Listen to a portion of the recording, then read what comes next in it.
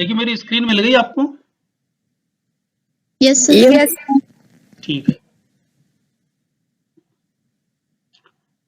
हम लोग cost detail, additional cost detail के बारे में आज क्लास में चर्चा कर रहे हैं और उसमें देखेंगे उसका इफेक्ट क्या होता है।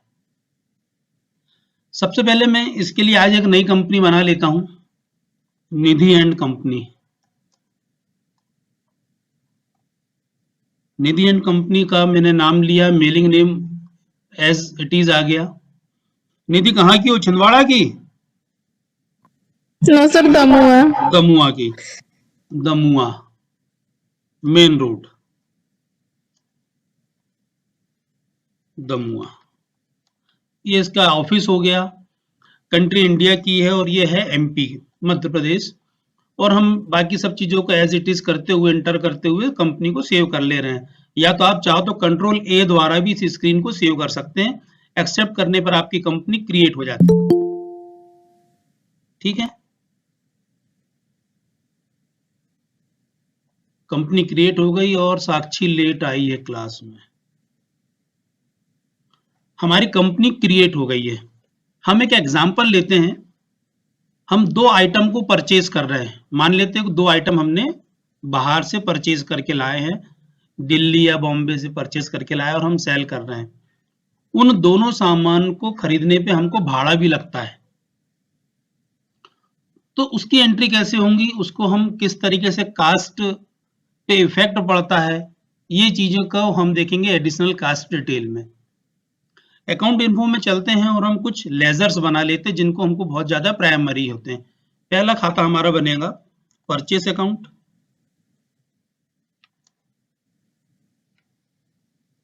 Purchase account under purchase, inventory value affected, yes. और इसको हमें कंट्रोल ए द्वारा सेव कर लेंगे। दूसरा खाता बना लिया हमने प्रियंका इंटरप्राइजेस का।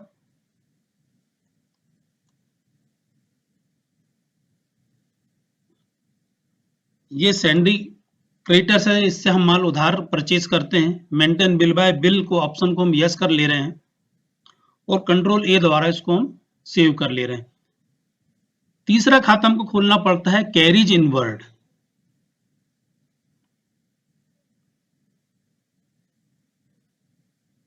ये जो कैरीज इनवर्ड है, कैरीज इनवर्ड वो होता है जिसके अंतर्गत हमारे उन व्ययों को हम शामिल करते हैं जो हमारे माल को सप्लायर के गोडाउन से या सप्लायर की दुकान से हमारे गोडाउन या हमारी दुकान तक लाने में खर्च करना पड़ता है, और यह डायरेक्ट एक्सपेंसेस होता है।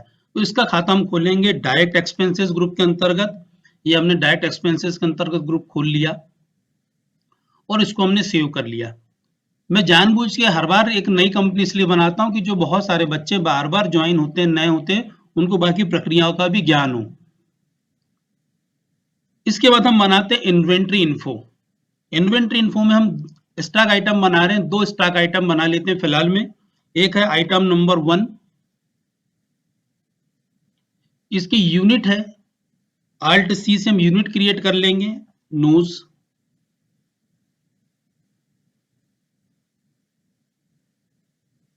इसको हमने एक्सेप्ट कर लिया। फिर बना रहे हैं हम item number 2, unit of measure से नोज, और इसको भी हमने एक्सेप्ट कर लिया। इतनी प्रारंभिक तैयारी करने के बाद में हम बाउचर एंट्री कर रहे हैं। अब मैं आपको एक बाउचर एंट्री बता रहा हूं, चाहो तो अपनी कॉपी में इसको लिख कर देखें। ठीक है, परचेज की हम एंट्री कर रहे हैं। आप चाहो तो इसको लिख भी सकते हो, ये आपके बहुत ज्यादा काम की चीज है।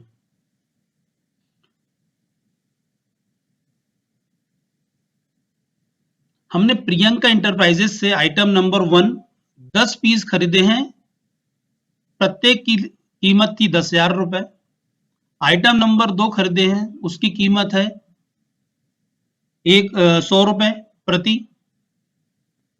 तो यहां पर हमने प्रियंका इंटरप्राइजेस को सेलेक्ट कर लिया, परचेस अकाउंट को लिया। आइटम नंबर 1 जो हम परचेस कर रहे थे वो 10 पीस परचेस किए जिसकी कीमत थी 10,000 रुपए।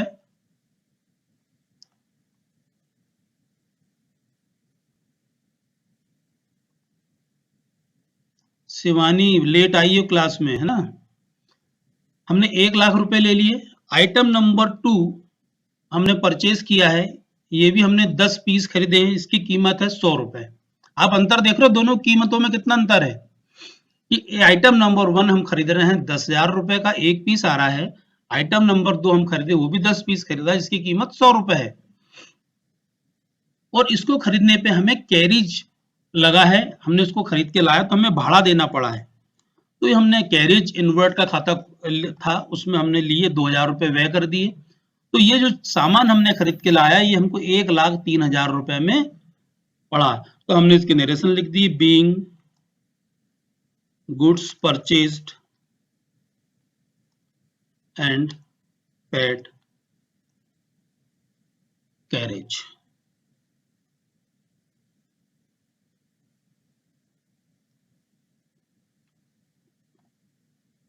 और इसको एंटर करके इस वाउचर को हमने सेव कर लिए। तो जब हमने इस सामान को क्रय किया है तो इसमें लागत बढ़ गई है कैरिज के रूप में, भाड़े के रूप में। अब हम चलते हैं स्केप करके डिस्प्ले में, उसके ऊपर देखो स्टॉक समरी दिख रही है आपको। हम स्टॉक समरी पे चलते हैं और एंटर करते हैं। आप देखो यहाँ पे आइटम नंबर 1 की कीमत दिखा रही है 20,000 रुपए और आइटम नंबर 2 की कीमत दिखा रही है 100 रुपए, जबकि हमने इनके क्रय करने पर क्रमशः 2,000 रुपए भाड़ा पेड किया हुआ है। तो जब इस प्रकार से हम भाड़े की कीमत या कैरेज इनवर्ट की कीमत को स्टॉक में नहीं ऐड कर पाएंगे तो हमें पता ही नहीं चलेगा कि आइटम नंबर 2 और आइटम नंबर 3 की एक्चुअल कास्ट क्या है। तो कास्ट एडिशनल डिटेल को टैली में बताया गया है कि इसको आप जोड़कर आप एक्चुअल कास्ट की कैलकुलेशन कर सकते हैं। तो उसके लिए हम चलते हैं फीचर्स पर। फीचर्स पे आप चलिए F2 inventory features. Inventory feature में आप इंटर करते हुए आइए और यहां पर देखिए आप परचेस मैनेजमेंट करके एक ऑप्शन दिख रहा है। इस परचेस मैनेजमेंट में आप track additional cost of purchase को यस कर लीजिए। इसको ऐसा करके इंटर करते हुए जाइए और सेव कर लीजिए। मतलब आपने इन्वेंट्री में एडिशनल कास्ट डिटेल फीचर को यस कर लिया। ऐसा करने से हमारा जो अकाउंट इन्फो है उसके ग्रुप है उसके हम डिस्प्ले में चलते हैं फिलहाल में और हम देखते हैं डायरेक्ट एक्सपेंसेस। इस डायरेक्ट एक्सपेंसेस में आप देखो यहां पर एक दिख रहा है method to allocate when used in purchase invoice. यहां पे अभी फिलहाल में लिखा है नॉट एप्लीकेबल। हम स्केप करते हैं, अल्टर मोड पर आते हैं और डायरेक्ट एक्सपेंसेस में चलकर हम इसमें करेक्शन करते हैं। अब यहां पे जब आप करेक्शन करते तो अभी तक दिखा रहा था नॉट एप्लीकेबल, मतलब लागू नहीं हो रहा, जैसा कि हमने पिछली एंट्री में देखा था। अब यहाँ पे दो चीजें आ रही है, appropriate by quantity, appropriate by value.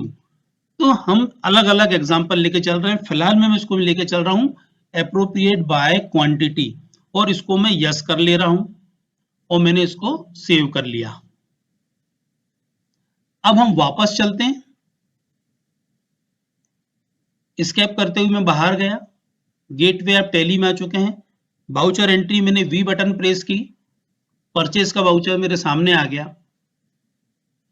आज मैं फिर प्रियंका एंटरप्राइजेस से 2 आइटम परचेज कर रहा हूं, परचेज अकाउंट, लेकिन अभी हम आइटम के नाम बदल देते हैं। Alt C से मैंने आइटम बनाया, आइटम 3 प्राइमरी, इसको मैंने न्यूज में सेलेक्ट किया। ये 10 आइटम खरीद रहा हूं मैं, इसका रेट 10,000 रुपए है। Alt C से फिर एक नया आइटम बनाया, आइटम नंबर 4, न्यूज पे गया, ये भी 10 पीस, इसकी कीमत भी 100 रुपए थी, 1,000 रुपए आए। यहां पे मैंने कैरिज इनवर्ड लिया, ये 2,000 रुपए लगता है। अब यहां पे देखो लागत कितनी आ गई, 1,03,000 रुपए। मैंने कंट्रोल R से नरेशन कॉपी किया और इस वाउचर को सेव कर लिया।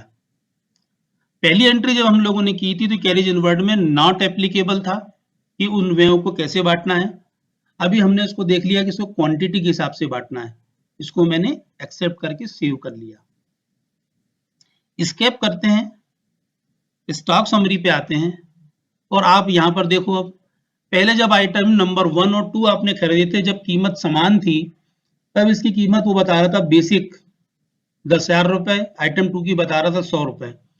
यही आइटम जब 3 और 4 हमने इसी कीमत पे खरीदी, इसी मात्रा में खरीदी, तो यहां पर 2,000 रुपए को उसने क्वांटिटी के हिसाब से बांट दिया। टोटल क्वांटिटी पीस थे हमारे पास में 20 नग सामान आया था और 2,000 रुपए हमने भाड़ा दिया था, तो हर आइटम पर उसने 100 रुपए विभाजित कर दिया।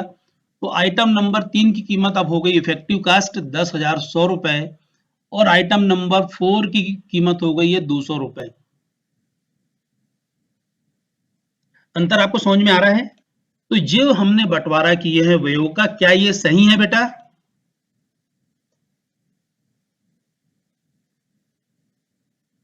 Hello hello. Yes sir. हाँ, यस मेरे सर। अभी आप लोग जवाब देते रहा करो, जिससे मुझे पता चले कि आप लोग क्लास में हो और हम लोग डिस्कनेक्ट नहीं हुए आपस में। ठीक है? Yes sir. तो पहली दशा में जब हम लोगों ने कैरेज इनवर्ट पैड किए थे, उसका स्टॉक आइटम की कास्ट पर कोई इफेक्ट नहीं था। दुकानदार को या किसी को भी नहीं पता कि आपको लागत कितनी लगी। जब सेल करने की नौबत आएगी तो हमको पता ही नहीं होगा कि हमारे की लागत कितनी हो चुकी है। इसी प्रकार जब आइटम नंबर हमने कौन सा खरीदा, 3 और 4, तो इस आइटम नंबर 3 और 4 में हमने क्या किया था कि जो कैरेज इनवर्ट था उसको हमने एप्रोप्रिएट बाय क्वांटिटी के हिसाब से डिस्ट्रीब्यूट कर दिया था, नग के हिसाब से। जब नग के हिसाब से हमने उसको डिस्ट्रीब्यूट किया तो उसने हर की कीमत को बराबर बराबर इक्वल बांट दिया, 100 रुपए प्रति नग। लेकिन इससे ऐसा हुआ कि जो वस्तु 10,000 रुपए की थी उसकी कीमत बढ़ के हुई 10,100 रुपए, और जिस वस्तु की कीमत 10 रुपए थी उसकी लागत डबल हो गई, 10 कितनी हो गई, 200 रुपए। जबकि मार्केट में यही आइटम 150 रुपए का बिक रहा है। और ये जब हमारे सामने विवरण आएगा तो हमको लगेगा हम तो नुकसान में बेच रहे हैं, जबकि हमने व्ययों का वितरण सही ढंग से नहीं किया। तो व्ययों का सही वितरण करने के लिए अब हम एक और एग्जांपल लेते हैं। हम वाउचर एंट्री पे चलते हैं और फिर हम एक प्रियंका इंटरप्राइजेस से सामान परचेज करते हैं। आल्ट सी से मैं आइटम नंबर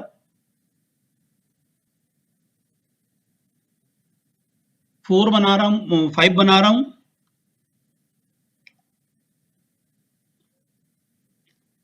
ये भी 10 पीस लेता हूं, इसकी कीमत हो रही है 10,000 रुपए, 1,00,000 रुपए का आया। आल्ट सी से मैंने आइटम बनाया, आइटम नंबर 6, ये हो गया नोज, इसकी कीमत है 10, 100 रुपए की लागत है, 1,01,000 रुपए का सामान आया। कैरेज इनवर्ट पे मैं चलता हूं, 2,000 रुपए हमको लग रहे हैं। इसी कैरेज इनवर्ट को हमको करेक्शन करना है, तो मैं बैक स्पेस बटन प्रेस करता हूं, कैरेज इनवर्ट आ गया। यहां पे कंट्रोल प्लस इंटर प्रेस करता हूं। मैं आपको बीच बीच में बहुत सारी शॉर्टकट कीज बताते चल रहा हूं कि यदि ऑनलाइन हमें लेजर क्रिएट करना है तो कैसे करेंगे, अल्टर करना हो तो कैसे करेंगे। अभी हम अल्टर कर रहे हैं, कैरेज इनवर्ट को मैं अल्टर कर रहा हूं, तो control plus inter button press किया मैंने, तो कैरेज इनवर्ट आ गया। मैंने इंटर किया, डायरेक्ट एक्सपेंसेस आ गया।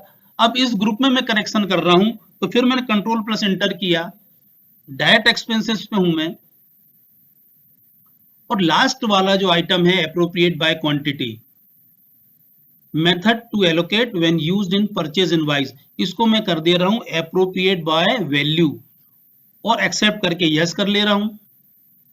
कैरेज इनवर्ट का जो लेजर था इसको भी इंटर करते हुए मैं एक्सेप्ट कर ले रहा हूं, और यहां पे 2,000 रुपए मैंने चार्ज कर दिए। 1,03,000 रुपए मेरे पास परचेज प्राइस आ गई, और नरेशन में मैंने कंट्रोल आर करके नरेशन को पेस्ट कर दिया। Goods purchase and paid carriage inward, और एक्सेप्ट कर लिया मैंने वाउचर को, वाउचर सेव हो गया। वाउचर के सेव होने के बाद अब मैं चलता हूँ, एस्केप बटन दबाता हूँ 2 बार, स्टॉक समरी पे चलता हूँ। अब स्टॉक समरी पे आप देखो आइटम नंबर 5 और 6। आइटम नंबर 5 की कीमत हो गई है 10,198 रुपए 2 पैसे और आइटम नंबर 6 की कीमत हो गई है 101 रुपए 98 पैसे। तो यहां पर हमने जो कैरेज इनवर्ट था, उस कैरेज इनवर्ट को हमने उसके मूल्य के अनुसार बांटा कि जिस वस्तु का मूल्य ज्यादा है उस वस्तु पे भाड़ा हमने ज्यादा विभाजित किया है और जिस वस्तु की कीमत कम है उस पर हमने भाड़ा कम चार्ज किया है। तो यहां पर लगभग हम प्रभावी कीमत, इफेक्टिव कास्ट की तरफ बढ़ गए हैं। यदि अब इस आधार पे हम अपनी वस्तुओं का मूल्यांकन करते हैं तो ये हमारे लिए ज्यादा बेहतर होता है। एप्रोप्रिएट बाय क्वांटिटी के हिसाब से जब आप चीजों को बांटते हैं तब आपको एक चीज का ध्यान रखना है कि वह वस्तु की कीमतें लगभग बराबर हो, 10, 20, 50 रुपए का अंतर हो तो ज्यादा फर्क नहीं पड़ेगा।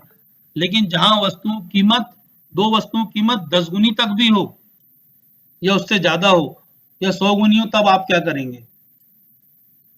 और उस समय यदि आप भाड़े को या कोई भी ऐसे डायरेक्ट एक्सपेंसेस को एप्रोप्रिएट बाय क्वांटिटी के हिसाब से बांट देंगे तो आपके इफेक्टिव कास्ट पे असर पड़ेगा। तो यहां पे अभी हमने क्या देखा कि यदि हम आइटम्स को प्रॉपर वे में लेते हैं और जो भी एडिशनल कास्ट है उस एडिशनल कास्ट को हम एप्रोप्रिएट बाय वैल्यू के हिसाब से सेट करते हैं तो हम इफेक्टिव कास्ट निकाल सकते हैं, ताकि जब हम सेल करने जाएंगे तो हमें पता होगा कि इस वस्तु की एक्चुअल कीमत क्या है। करना पड़ता है। चीज क्लियर हो रही है? Yes, sir. अच्छा, और कोई डाउट हो तो पूछो।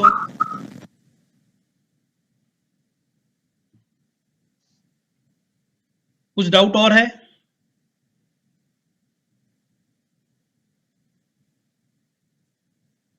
आपको डाउट नहीं है तो मैं इसी चीज को जो अभी हमने पढ़ा है उसकी मैं समरी आपको फिर से बता देता हूं। हमने आज जो देखा है कास्ट एडिशनल डिटेल को देखा है, ठीक है। कास्ट एडिशनल डिटेल के अंतर्गत जब हम किसी भी वस्तु को परचेज करते हैं तो परचेज करने के दौरान हमको बहुत सारे व्यय करने पड़ते हैं। ये सब व्यय अलग अलग प्रकार के होते हैं। आपने कोई वस्तु को बॉम्बे या दिल्ली से खरीदा तो उसको लाने में भाड़ा लगता है, फिर अपलोडिंग चार्ज लगता है, फिर जब आपका शहर में माल आ जाता है तो अनलोडिंग चार्ज लगता है, फिर ट्रांसपोर्ट से माल आता है तो ट्रांसपोर्टर के ऑफिस से अपने ऑफिस में माल लाने तक आपको फिर भाड़ा लगता है। ये सब चीजें वस्तु की लागत में वृद्धि करती है। तो जब हम माल परचेस करते हैं दो प्रकार का होता है, एक तो उसमें क्या होता है कि इंक्लूसिव ऑल एक्सपेंसेस होते हैं और दूसरा होता है exclusive all expenses. Inclusive all expenses जैसे कि आप बहुत सारी ऑनलाइन जब माल परचेस करते देखते होंगे, आप घर तक माल पहुंच के मिलता है, उसमें सब चीजें जुड़ी होती है। कई बार उसमें भी डिलीवरी चार्जेस अलग से जुड़ा होता है, 60 रुपए, 70 रुपए, 100 रुपए, 150 रुपए। इसी प्रकार से जब कोई वस्तु आप खरीदते हैं तो उसमें दो तरीके से होता है, इंक्लूसिव ऑल एक्सपेंसेस, मतलब सब चीज उसमें शामिल होती है, आपको नेट पेमेंट करना होता है तो आपको पता चल जाता है कि वस्तु की लागत क्या होती है। दूसरी कंडीशन होती है एक्सक्लूसिव ऑल एक्सपेंसेस, तो भाड़ा आपको देना है, लोडिंग अनलोडिंग के चार्ज आपको देना है, हमाली के पैसे आपको देना है, तो ये एक्सक्लूसिव हो गया, मतलब इसको शामिल नहीं किया गया है। तब की दशा में आपको पता होना चाहिए कि आपने जो वस्तु परचेज की है आपके गोडाउन में लाने तक उसकी लागत क्या हुई है। तो इसी को देखने के लिए हम लोग क्या करते हैं, टैली में फीचर्स का उपयोग करते हैं। जब इसी प्रकार की एंट्री आप करते हैं तो वाउचर एंट्री कैसी होंगी, जब आप सिंपल मैनुअल अकाउंटिंग करेंगे, परचेज अकाउंट डेबिट लिख देंगे आप 1,01,000 रुपए, नीचे नरेशन में लिख देंगे being bill number so and so dated so and so, purchase 10 nos item number 1 and 10 nos item number 2। फिर दूसरी एंट्री में आप लिख देंगे carriage inward account debit to cash account और आपकी एंट्री पूरी हो गई। लेकिन आपको इफेक्टिव कास्ट नहीं मिली। जब आप किसी ऐसे सॉफ्टवेयर में काम कर रहे हैं जिसमें सब चीजों की सुविधा हो, तो आप उसका फायदा उठाते हैं। फायदा उठाने के लिए आपने क्या किया, अकाउंट इन्फो में, लेजर में जब आप कैरिज इनवर्ट का अकाउंट्स बना रहे थे, तो आपने इसमें क्या किया, डायरेक्ट एक्सपेंसेस के अंतर्गत जब लिया, तो डायरेक्ट एक्सपेंसेस में आपने F11 फीचर्स, परचेस मैनेजमेंट में चले गए आप F2 में जाकर,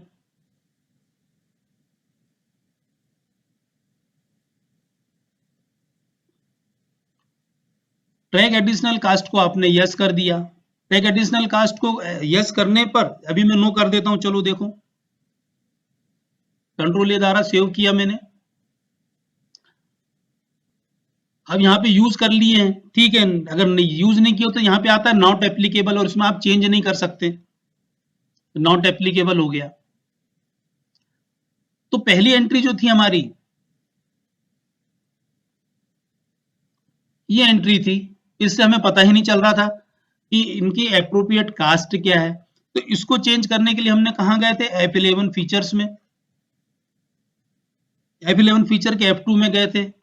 ट्रैक एडिशनल कास्ट को हमने यस किया था, कंट्रोल ए द्वारा सेव कर लिए, ये फीचर हमारा इनेबल हो गया था।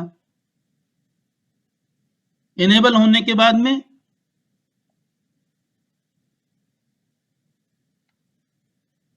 हमें दो ऑप्शन मिल रहे थे,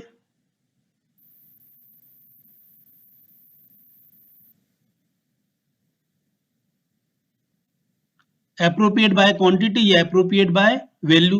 तो जो सेकंड एंट्री हमने की थी वो एप्रोप्रिएट बाय क्वांटिटी के आधार पे की थी, जिसमें लागत में परिवर्तन आया था। स्टॉक समरी में चलते हैं, तो जो 2000 रुपए हमने कैरिज इनवर्ट का दिया था, वो प्रति इकाई में 100 रुपए बढ़ गया था। इससे यह हुआ कि जो महंगी चीज थी उसकी कीमत मामूली बढ़ी, और जो वस्तु महंगी सस्ती थी उसकी कीमत जस्ट डबल हो गई थी। तो इफेक्टिव कास्ट नहीं था। फिर तीसरी कंडीशन में हमने क्या किया था,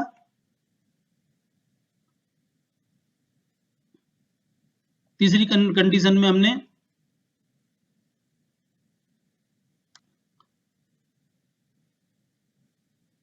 इसको एप्रोप्रिएट बाय वैल्यू कर लिए थे, डायरेक्ट एक्सपेंसेस को। ऐसा करने से हमने जब तीसरी एंट्री की थी,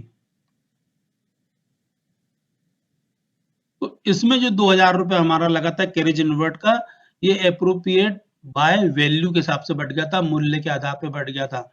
मतलब जिन वस्तुओं की कीमत ज्यादा थी उस पे ज्यादा भाड़ा चार्ज किया गया, और जिन वस्तुओं पे भाड़ा कम लगाया गया, जिनकी कीमतें कम थी, तो इससे इफेक्टिव कास्ट मिल गई। इफेक्टिव कास्ट कैसे मिली, हम देखते हैं यहाँ पर स्टॉक समरी में चलकर हमें पता चल गया कि आइटम नंबर 5 की कीमत थी 10,198 रुपए 2 पैसे, और आइटम नंबर 6 की कीमत थी 101 रुपए 98 पैसे।